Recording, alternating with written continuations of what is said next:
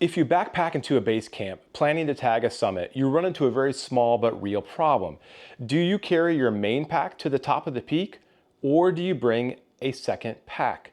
That's the summit pack dilemma.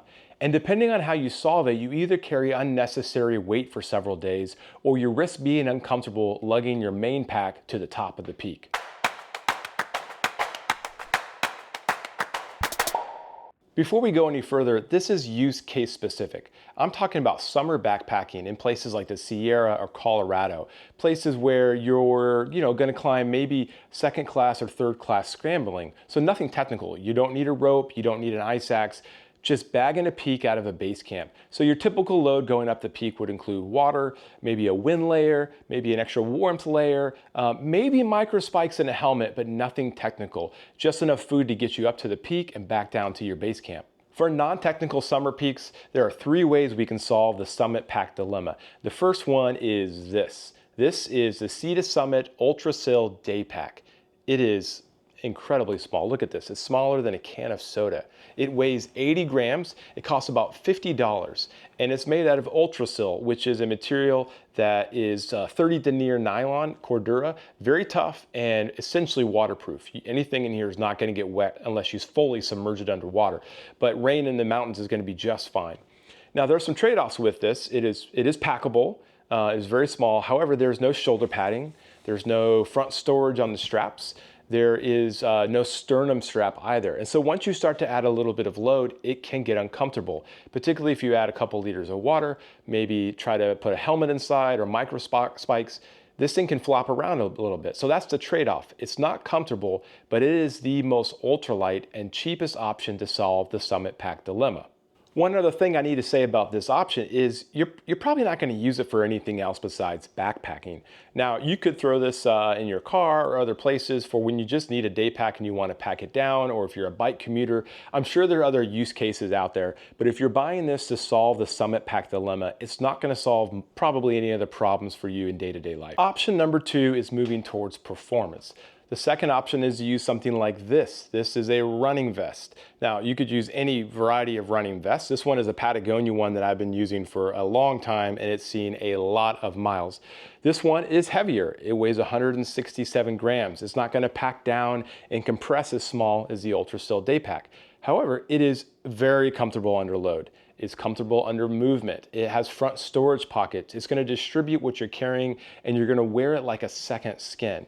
This is also an item that you can buy and you can use in other places. If you enjoy trail running or getting out and running longer distances, having a running vest is awesome. It allows you to have water storage in the back or storage in the front, store all your food, and so you can use it multiple places. So comfort under load is high. Waterproofness is non-existent, but this is another option that you can use. I've personally used this many times because when I'm scrambling a peak, particularly if it's third class, I want to be very secure in all my gear and not even notice that I have a pack on. So this is another option you can solve the summit pack dilemma. The price for a running vest like this normally goes between $120, $150, depending on the brand, how big it is, and whether you can find a sale. So a more expensive option than the Sea to Summit UltraSil Daypack, but one you can use multiple places. If you appreciate this kind of trade-off thinking, consider subscribing to the channel. That's what this channel is all about. The third option is the Hyperlite 30-liter day pack. This sits in the middle. It has no structure per se, but it does have some padding in the shoulders. It has an optional sternum strap you can buy and optional front storage where you can attach through the daisy chains a phone storage or some other type of water bottle storage. And really this is an interesting option because it's essentially a stuff sack that has backpack straps on it. It's made out of Dyneema, which is 100% waterproof and very abrasion resistant. It's incredibly light. This one comes in at 141 grams. And what I like about it is it can be a multi-use piece of gear. So you can use this in your main pack to put your quilt or your sleeping bag in, stuff it down in there, close it up, and keep the waterproofness for something that needs to stay dry in your main pack. And then when you go to tag a summit, you pull it out and you use this as your summit day bag. So it's definitely not a performance piece like a running vest, but it certainly sits in a little bit more comfortable and a little more multi-use than the UltraSil Daypack. Price-wise, the Hyperlite 30-liter Daypack comes in at about $140, unless you can catch their once-a-year sale. And then once you start adding the sternum strap and the extra accessories, it can go up from there. So it's not a cheap option by any means. This option is the middle ground. It's not versatile, it's not performance-based, but it is multifunctional.